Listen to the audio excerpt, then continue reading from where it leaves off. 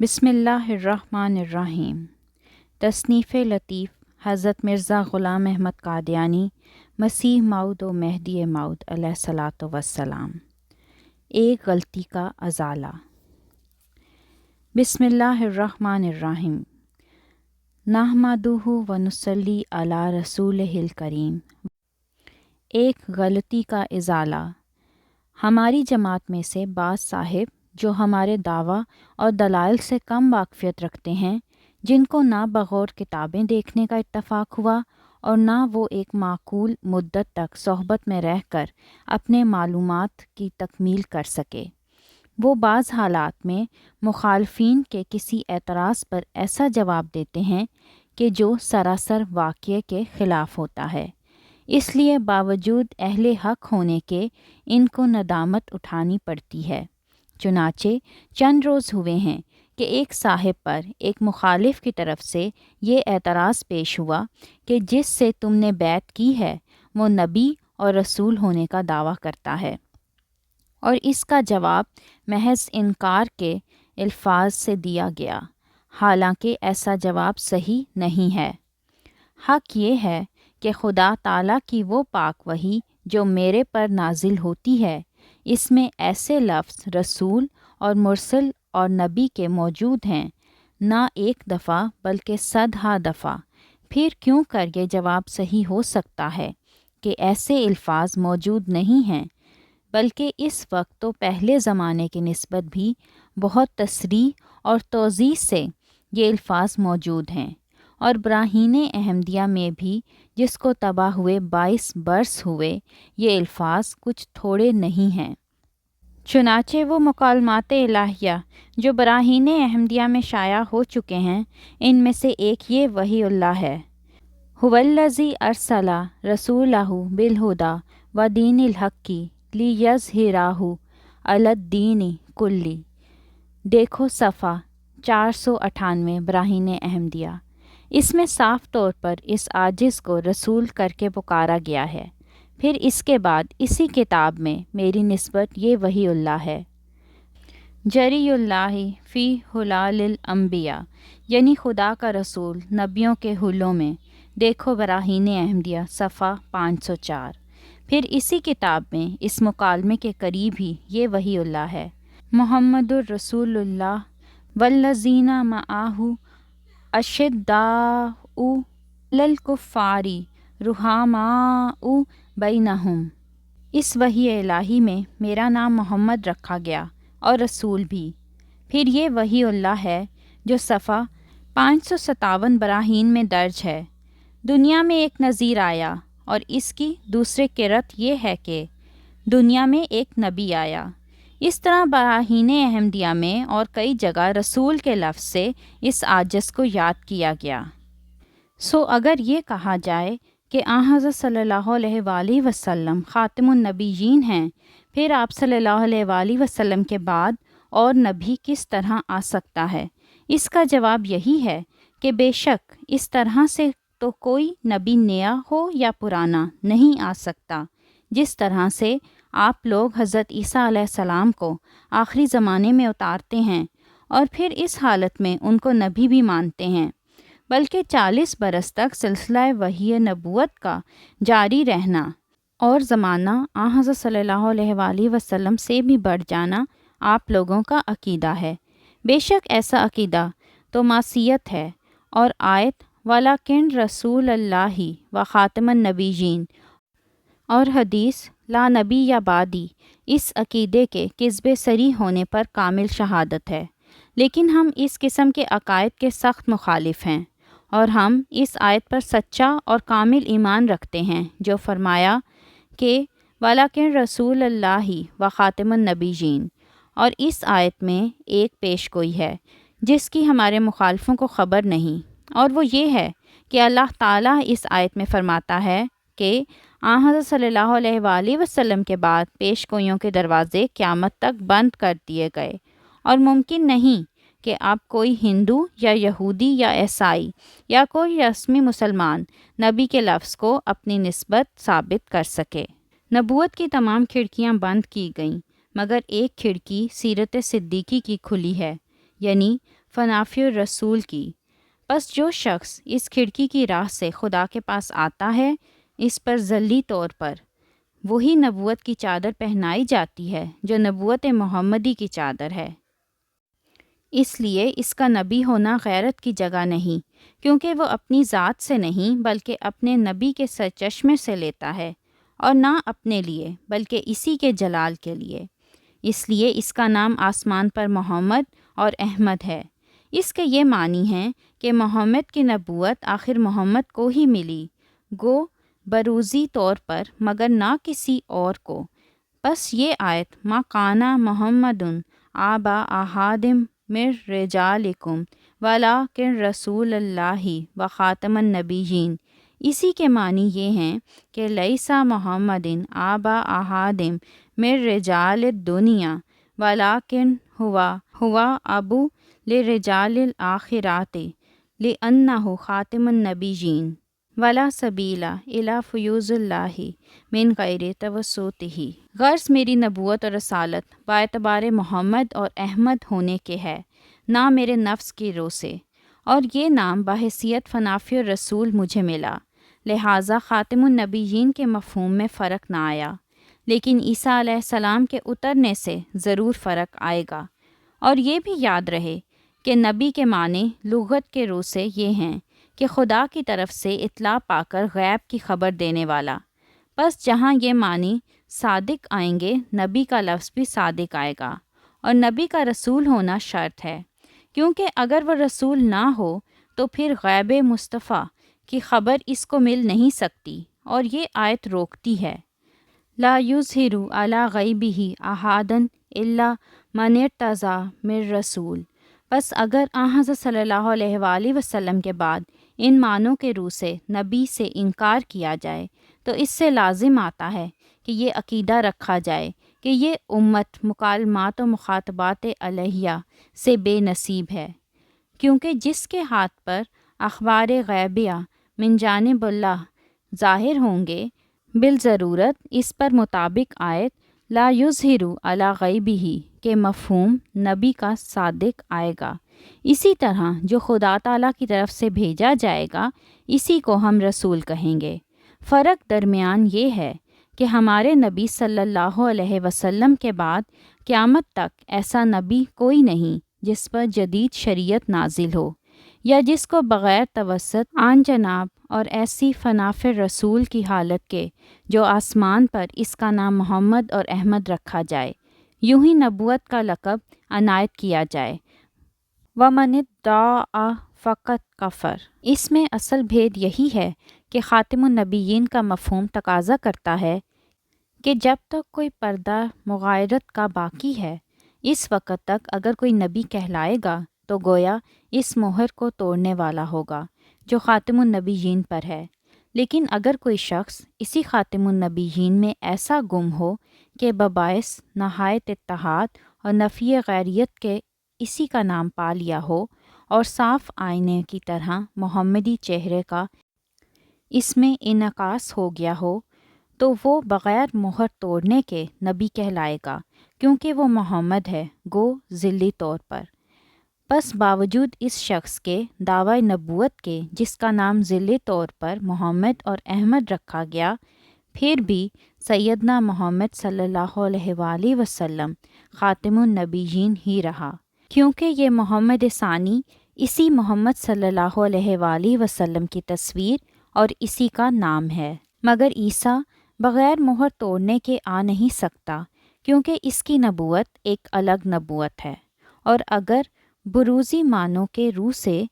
بھی کوئی شخص نبی اور رسول نہیں ہو سکتا تو پھر اس کے کیا معنی ہیں کہ اہدنا الصراط المستقیم صراط الذین انعمت علیہم۔ اس کی تشریح میں حضرت مسیح موعود علیہ السلام حاشیے میں فرماتے ہیں، یہ ضرور یاد رکھو کہ اس امت کے لیے وعدہ ہے کہ وہ ہر ایک ایسے انعام پائے گی جو پہلے نبی اور صدیق پا چکے، پس من جملہ ان انعامات کے وہ نبوتیں اور پیش گوئیاں ہیں جن کے روح سے انبیاء علیہم السلام نبی کہلاتے رہے۔ لیکن قرآن شریف بجز نبی بلکہ رسول ہونے کے دوسروں پر علوم غیب کا دروازہ بند کرتا ہے، جیسا کہ آیت لا یظہروا علی غیبہ احدا الا من ارتضی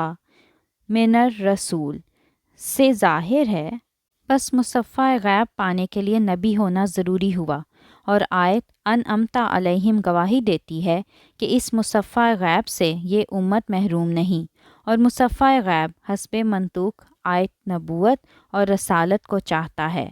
اور وہ طریق براہ راست بند ہے۔ اس لیے ماننا پڑتا ہے کہ اس محبت کے لیے محض بروز اور ذلیت اور فنافی رسول کا دروازہ کھلا ہے، فتدبر منہ۔ سو یاد رکھنا چاہیے کہ ان معنوں کے روح سے مجھے نبوت اور رسالت سے انکار نہیں ہے۔ اس لحاظ سے صحیح مسلم میں بھی مسیح موعود کا نام نبی رکھا گیا۔ اگر خدا تعالیٰ سے غیب کی خبریں پانے والا نبی کا نام نہیں رکھتا تو پھر بتلاؤ کس نام سے اس کو پکارا جائے؟ اگر کہو اس کا نام محدث رکھنا چاہیے تو میں کہتا ہوں کہ تحدیث کے معنی کسی لغت کی کتاب میں اظہار غیب نہیں ہے، مگر نبوت کے معنی اظہار امر غیب ہے، اور نبی ایک لفظ ہے جو عربی اور عبرانی میں مشترک ہے، یعنی عبرانی میں اسی لفظ کو نابی کہتے ہیں، اور یہ لفظ نابا سے مشتق ہے جس کے یہ معنی ہیں خدا سے خبر پا کر پیش گوئی کرنا، اور نبی کے لیے شارع ہونا شرط نہیں ہے، یہ صرف محبت ہے جس کے ذریعے سے امور غیبیہ کھلتے ہیں۔ بس میں جبکہ اس مدت تک 150 پیش گوئی کے قریب خدا کی طرف سے پا کر بچشم خود دیکھ چکا ہوں کہ صاف طور پر پوری ہو گئیں، تو میں اپنی نسبت نبی یا رسول کے نام سے کیوں کر انکار کر سکتا ہوں؟ اور جب کہ خود خدا تعالیٰ نے یہ نام میرے رکھے ہیں تو میں کیوں کر رد کر دوں یا کیوں کر اس کے سوا کسی دوسرے سے ڈروں؟ مجھے اس خدا کی قسم ہے جس نے مجھے بھیجا ہے اور جس پر افطرا کرنا لعنتیوں کا کام ہے، کہ اس نے مسیح موعود بنا کر مجھے بھیجا ہے، اور میں جیسا کہ قرآن شریف کی آیات پر ایمان رکھتا ہوں ایسا ہی بغیر فرق ایک ذرہ کے خدا کی اس کھلی کھلی وحی پر ایمان لاتا ہوں جو مجھے ہوئی، جس کی سچائی اس کے متواتر نشانوں سے مجھ پر کھل گئی ہے، اور میں بیت اللہ میں کھڑے ہو کر یہ قسم کھاتا ہوں کہ وہ پاک وحی جو میرے پر نازل ہوتی ہے وہ اسی خدا کا کلام ہے جس نے حضرت موسیٰ اور حضرت عیسیٰ اور حضرت محمد مصطفیٰ صلی اللہ علیہ وآلہ وسلم پر اپنا کلام نازل کیا تھا۔ میرے لیے زمین نے بھی گواہی دی اور آسمان نے بھی، اس طرح پر میرے لیے آسمان بھی بولا اور زمین بھی کہ میں خلیفۃ اللہ ہوں، مگر پیش گوئیوں کے مطابق ضرور تھا کہ انکار بھی کیا جاتا، اس لیے جن کے دلوں پر پردے ہیں وہ قبول نہیں کرتے۔ میں جانتا ہوں کہ ضرور خدا میری تائید کرے گا، جیسا کہ وہ ہمیشہ اپنے رسولوں کی تائید کرتا رہا ہے۔ کوئی نہیں کہ میرے مقابل پر ٹھہر سکے، کیونکہ خدا کی تائید ان کے ساتھ نہیں، اور جس جس جگہ میں نے نبوت یا رسالت سے انکار کیا ہے صرف ان معنوں سے کیا ہے کہ میں مستقل طور پر کوئی شریعت لانے والا نہیں ہوں، اور نہ میں مستقل طور پر نبی ہوں، مگر ان معنوں سے کہ میں نے اپنے رسول مقتدی سے باطنی فیوز حاصل کر کے اور اپنے لیے اس کا نام پا کر اس کے واسطے سے خدا کی طرف سے علم غیب پایا ہے، رسول اور نبی ہوں، مگر بغیر کسی جدید شریعت کے۔ اس طور کا نبی کہلانے سے میں نے کبھی انکار نہیں کیا، بلکہ انہی معنوں سے خدا نے مجھے نبی اور رسول کر کے پکارا ہے۔ سو اب بھی میں ان معنوں سے نبی اور رسول ہونے سے انکار نہیں کرتا، اور میرا یہ قول کہ من نیستم رسول و نیا وردام کتاب، اس کے معنی صرف اس قدر ہیں کہ میں صاحب شریعت نہیں ہوں۔ ہاں یہ بات بھی یاد رکھنی چاہیے اور ہرگز فراموش نہیں کرنی چاہیے کہ میں باوجود نبی اور رسول کے لفظ کے ساتھ پکارے جانے کے خدا کی طرف سے اطلاع دیا گیا ہوں کہ یہ تمام فیوز بلا واسطہ میرے پر نہیں ہیں، بلکہ آسمان پر ایک پاک وجود ہے جس کا روحانی افاضہ میرے شامل حال ہے، یعنی محمد مصطفیٰ صلی اللہ علیہ وسلم۔ اس واسطے کو ملحوظ رکھ کر اور اس میں ہو کر اور اس کے نام محمد اور احمد سے مسمى ہو کر میں رسول بھی ہوں اور نبی بھی ہوں۔ یعنی بھیجا گیا بھی اور خدا سے غیب کی خبریں پانے والا بھی، اور اس طرح سے خاتم النبیین کی مہر محفوظ رہی، کیونکہ میں نے ان عکاسی اور ذلی طور پر محبت کے آئینے کے ذریعے سے وہی نام پایا۔ اگر کوئی شخص اس وحی الہی پر ناراض ہو کہ کیوں خدا تعالیٰ نے میرا نام نبی اور رسول رکھا ہے، تو یہ اس کی حماقت ہے، کیونکہ میرے نبی اور رسول ہونے سے خدا کی مہر نہیں ٹوٹتی۔ اس کی تشریح حضرت مسیح موعود علیہ الصلاۃ والسلام نے حاشیے میں لکھی ہے، اور وہ یہ ہے: یہ کیسی عمدہ بات ہے کہ اس طریق سے نہ تو خاتم النبیین کی پیشگوئی کی مہر ٹوٹی اور نہ امت کے کل افراد مفہوم نبوت سے جو آیت لا یظہر علی غیبہ کے مطابق ہے محروم رہے، مگر حضرت عیسیٰ علیہ السلام کو دوبارہ اتارنے سے جن کی نبوت اسلام سے 600 برس پہلے قرار پا چکی ہے، اسلام کا کچھ باقی نہیں رہتا اور آیت خاتم النبیین کی صریح تکذیب لازم آتی ہے۔ اس کے مقابل پر ہم صرف مخالفوں کی گالیاں سنیں گے، سو گالیاں دیں۔ واسا یعلم الذین ظلموا ای منقلب ینقلبون منہ۔ اس تشریح کے بعد حضرت مسیح موعود علیہ السلام نے فرمایا: یہ بات ظاہر ہے کہ جیسا کہ میں اپنی نسبت کہتا ہوں کہ خدا نے مجھے رسول و نبی کے نام سے پکارا ہے، ایسا ہی میرے مخالف حضرت عیسیٰ علیہ السلام ابن مریم کی نسبت کہتے ہیں کہ وہ ہمارے نبی صلی اللہ علیہ وآلہ وسلم کے بعد دوبارہ دنیا میں آئیں گے، اور چونکہ وہ نبی ہیں اس لیے ان کے آنے پر بھی وہی اعتراض ہوگا جو مجھ پر کیا جاتا ہے، یعنی یہ کہ خاتم النبیین کی مہر ختمیت ٹوٹ جائے گی۔ مگر میں کہتا ہوں کہ آن حضرت صلی اللہ علیہ وآلہ وسلم کے بعد جو در حقیقت خاتم النبیین تھے، مجھے رسول اور نبی کے لفظ سے پکارے جانا کوئی اعتراض کی بات نہیں، اور نہ اس سے مہر ختمیت ٹوٹتی ہے، کیونکہ میں بارہا بتلا چکا ہوں کہ میں بموجب آیت وآخرین منہم لما یلحقوا بہم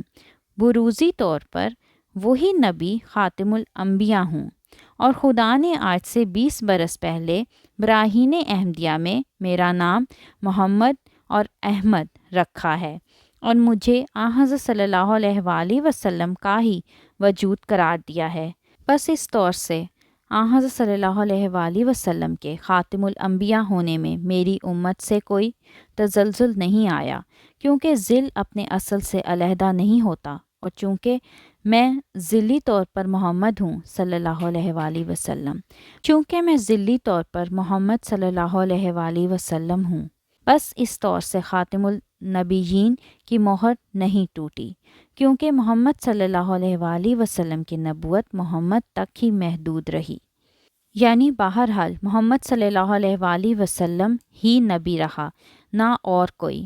یعنی جبکہ میں بروزی طور پر آن حضرت صلی اللہ علیہ وآلہ وسلم ہوں اور بروزی رنگ میں تمام کمالات محمدی مع نبوت محمدیہ کے میرے آئینہ ذلیت میں منعکس ہیں، تو پھر کون سا الگ انسان ہوا جس نے علیحدہ طور پر نبوت کا دعویٰ کیا؟ بھلا اگر مجھے قبول نہیں کرتے تو یوں سمجھ لو کہ تمہاری حدیثوں میں لکھا ہے کہ مہدی موعود خلق اور خلق میں ہم رنگ آن حضرت صلی اللہ علیہ وآلہ وسلم ہوگا،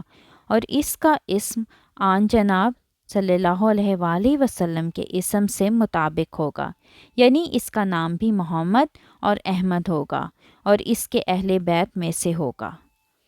اس کی تشریح حضرت مسیح موعود علیہ السلام نے کچھ اس طرح سے کی: یہ بات میرے اجداد کی تاریخ سے ثابت ہے کہ ایک دادی ہماری شریف خاندان سادات سے اور بنی فاطمہ میں سے تھی۔ اس کی تصدیق آن حضرت صلی اللہ علیہ وآلہ وسلم نے بھی کی، اور خواب میں مجھے فرمایا کہ سلمان منا اہل البیت علی مشرب الحسن، میرا نام سلمان رکھا، یعنی 2 سلم، اور سلم عربی میں صلح کو کہتے ہیں، یعنی مقدر ہے کہ 2 صلح میرے ہاتھ پر ہوں گی، ایک اندرونی بغض اور شاہنہ کو دور کرے گی، دوسری بیرونی کے، جو بیرونی عداوت کے وجوہ کو پامال کر کے اور اسلام کی عظمت دکھا کر غیر مذاہب والوں کو اسلام کی طرف جھکا دے گی۔ معلوم ہوتا ہے کہ حدیث میں جو سلمان آیا ہے اس سے بھی میں مراد ہوں، ورنہ اس سلمان پر 2 صلح کی پیش گوئی صادق نہیں آتی، اور میں خدا سے وہی پا کر کہتا ہوں کہ میں بنی فارس میں سے ہوں، اور موجب اس حدیث کے جو کنز الاعمال میں درج ہے بنی فارس بھی بنی اسرائیل اور اہل بیت میں سے ہیں، اور حضرت فاطمہ رضی اللہ تعالی عنہا نے کشفی حالت میں اپنی ران پر میرا سر رکھا اور مجھے دکھایا کہ میں اس میں سے ہوں، چنانچہ یہ کشف براہین احمدیہ میں موجود ہے منہو۔ پھر حضرت مسیح موعود علیہ السلام فرماتے ہیں اور بعض حدیثوں میں ہے کہ مجھ میں سے ہوگا۔ یہ عمیق اشارہ اس بات کی طرف ہے کہ وہ روحانیت کے روح سے اسی نبی میں سے نکلا ہوا ہوگا اور اسی کی روح کا روپ ہوگا۔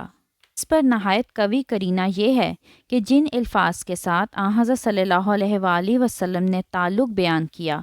یہاں تک کہ دونوں کے نام ایک کر دیے، ان الفاظ سے صاف معلوم ہوتا ہے کہ حضرت صلی اللہ علیہ وآلہ وسلم اس موعود کو اپنا بروز بیان فرمانا چاہتے ہیں، جیسا کہ حضرت موسیٰ علیہ السلام کا یشوع بروز تھا، اور بروز کے لیے یہ ضرور نہیں کہ بروزی انسان صاحب بروز کا بیٹا یا نواسا ہو، ہاں یہ ضرور ہے کہ وہ روحانیت کے تعلقات کے لحاظ سے شخص مرد بروز صاحب بروز میں سے نکلا ہوا ہو اور ازل سے باہمی کشش اور باہمی تعلق درمیان ہو۔ سو یہ خیال حضرت صلی اللہ علیہ وآلہ وسلم کی شان معرفت کے سراسر خلاف ہے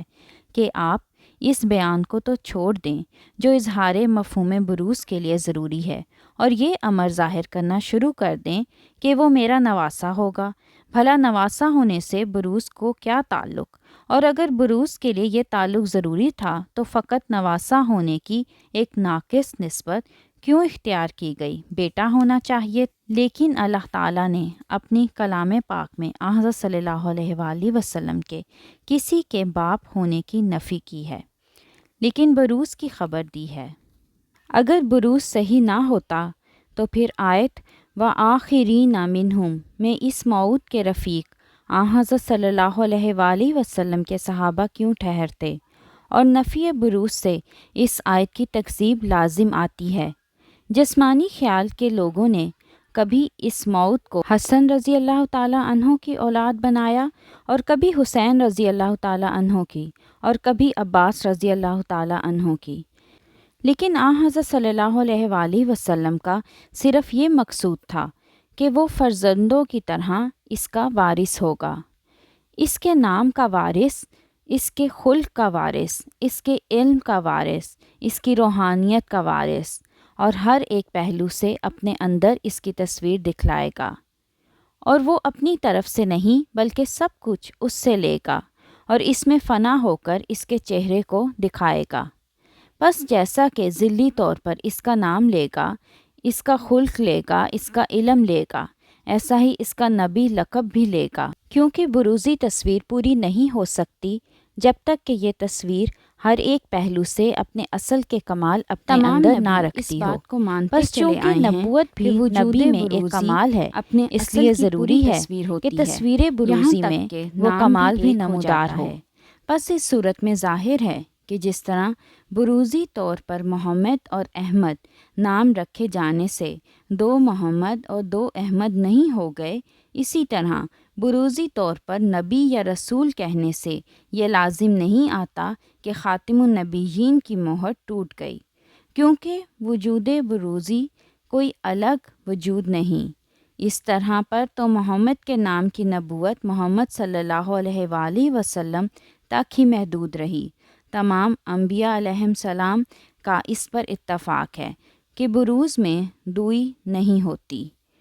کیونکہ بروز کا مقام اس مضمون کا مصداق ہوتا ہے کہ من تو شدم تو من شدی، من تن شدم تو جاں شدی، تا کس نہ گوید بعد زیں، من دیگرم تو دیگری۔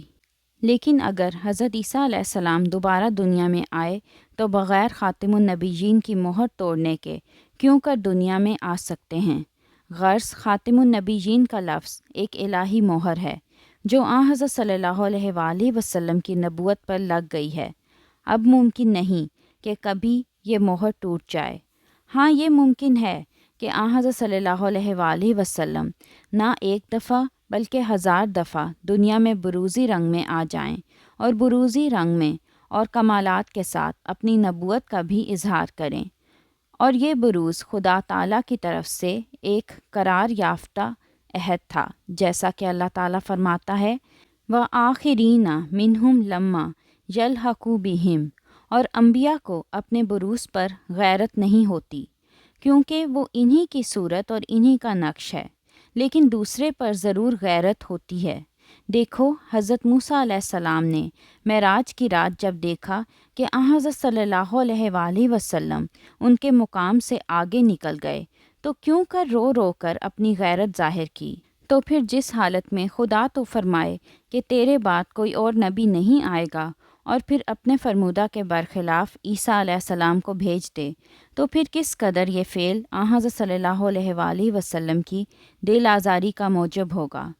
غرض بروزی رنگ کی نبوت سے ختم نبوت میں فرق نہیں آتا اور نہ مہر ٹوٹتی ہے، لیکن کسی دوسرے نبی کے آنے سے اسلام کی بے کنی ہو جاتی ہے، اور آن حضرت صلی اللہ علیہ وآلہ وسلم کی اس میں سخت اہانت ہے کہ عظیم الشان کام دجال کشی کا عیسیٰ سے ہوا، نہ آن حضرت صلی اللہ علیہ وآلہ وسلم سے، اور آیت کریمہ وَلَٰكِن رسول اللہ و خاتم النبیین نعوذ باللہ اس سے جھوٹی ٹھہرتی ہے، اور اس آیت میں ایک پیشگوئی مخفی ہے، اور وہ یہ کہ اب نبوت پر قیامت تک مہر لگ گئی ہے، اور بجز بروزی وجود کے جو خود آن حضرت صلی اللہ علیہ وآلہ وسلم کا وجود ہے، کسی میں یہ طاقت نہیں جو کھلے کھلے طور پر نبیوں کی طرح خدا سے کوئی علم غیب پاوے، اور چونکہ وہ بروز محمدی صلی اللہ علیہ وآلہ وسلم جو قدیم سے موعود تھا وہ میں ہوں، اس لیے بروزی رنگ کی نبوت مجھے عطا کی گئی، اور اس نبوت کے مقابل پر اب تمام دنیا بے دست و پا ہے، کیونکہ نبوت پر مہر ہے ایک بروز محمدی جمی کمالات احمدیہ کے ساتھ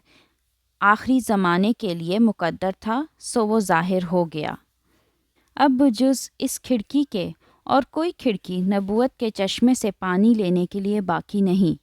خلاصہ کلام یہ کہ بروزی طور کی نبوت اور رسالت سے ختمیت کی مہر نہیں ٹوٹتی، اور حضرت عیسیٰ علیہ السلام کے نزول کا خیال جو مستلزم تکذیب آیت وَلَٰكِن رسول اللہ و خاتم النبیین ہے، وہ ختمیت کی مہر کو توڑتا ہے، اور اس فضول اور خلاف عقیدہ کا تو قرآن شریف میں نشان نہیں، اور کیوں کر ہو سکتا کہ وہ آیت ممدوحہ بالا کے صریح برخلاف ہے، لیکن ایک بروزی نبی اور رسول کا آنا قرآن شریف سے ثابت ہو رہا ہے، جیسا کہ آیت وَآخِرِینَ مِنْہُم سے ظاہر ہے۔ اس آیت میں ایک لطافت بیان یہ ہے کہ اس گروہ کا ذکر تو اس میں کیا گیا جو صحابہ میں سے ٹھہرائے گئے، لیکن اس جگہ اس مورد بروز کا بتصریح ذکر نہیں کیا، یعنی مسیح موعود کا، جس کے ذریعے سے وہ لوگ صحابہ ٹھہرے اور صحابہ کی طرح زیر تربیت آن حضرت صلی اللہ علیہ وآلہ وسلم سمجھے گئے۔ اس ترک ذکر سے یہ اشارہ مطلوب ہے کہ مورد بروز حکم نفی وجود کا رکھتا ہے، اس لیے اس کی بروزی نبوت اور رسالت سے مہر ختمیت نہیں ٹوٹتی، بس آیت میں اس کو ایک وجود منفی کی طرح رہنے دیا اور اس کی عوض میں آن حضرت صلی اللہ علیہ وآلہ وسلم کو پیش کر دیا ہے، اور اسی طرح آیت انا اعطیناک الکوثر میں ایک بروزی وجود کا وعدہ دیا گیا جس کے زمانے میں کوثر ظہور میں آئے گا،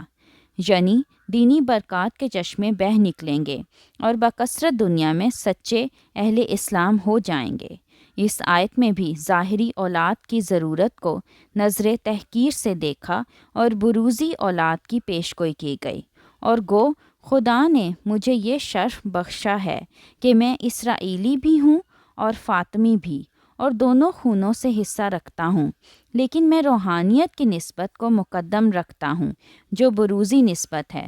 بس اس تمام تحریر سے مطلب میرا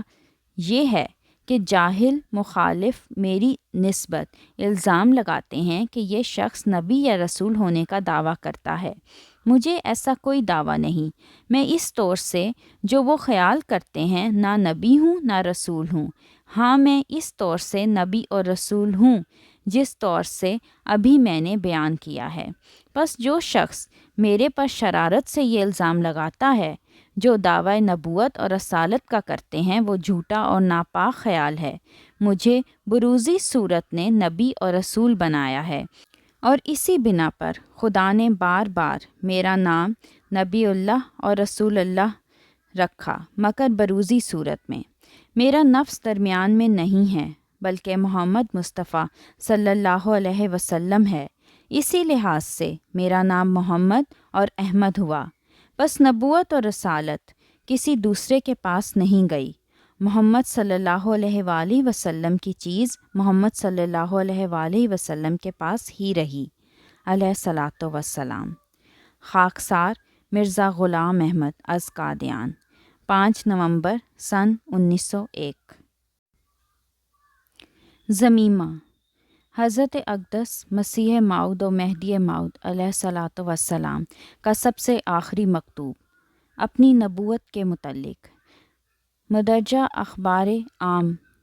26 مئی سن 1908، جس کی نقل اخبار بدر نمبر 33 جلد 7 مورخہ 11 جون سن 1908 میں بھی شائع ہو چکی ہے۔ 17 ماہ مئی سن 1908 کو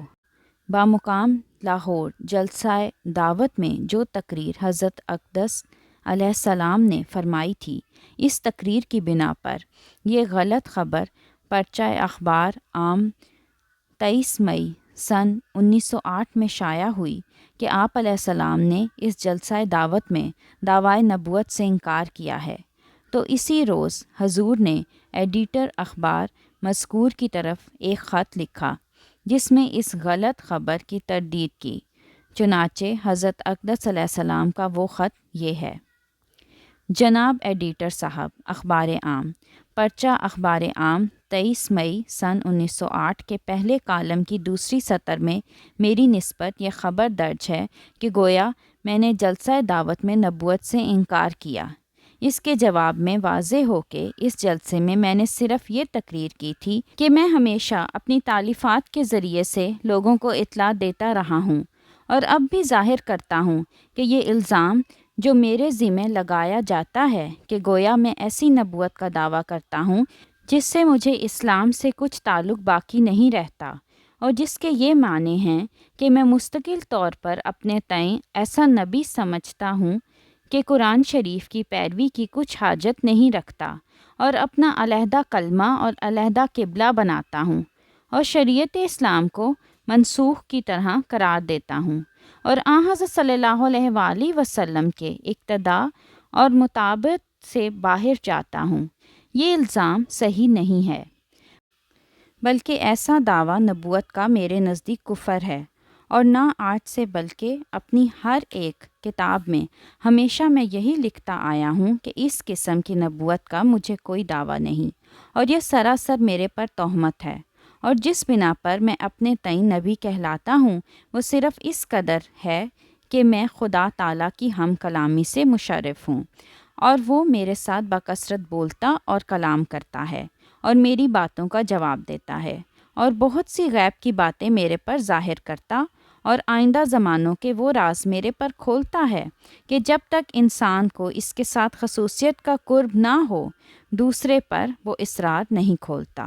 اور انہی امور کی کثرت کی وجہ سے اس نے میرا نام نبی رکھا ہے۔ سو میں خدا کے حکم کے موافق نبی ہوں، اور اگر میں اس سے انکار کروں تو میرا گناہ ہوگا، اور جس حالت میں خدا میرا نام نبی رکھتا ہے تو میں کیوں کر انکار کر سکتا ہوں؟ میں اس پر قائم ہوں اس وقت تک جو اس دنیا سے گزر جاؤں۔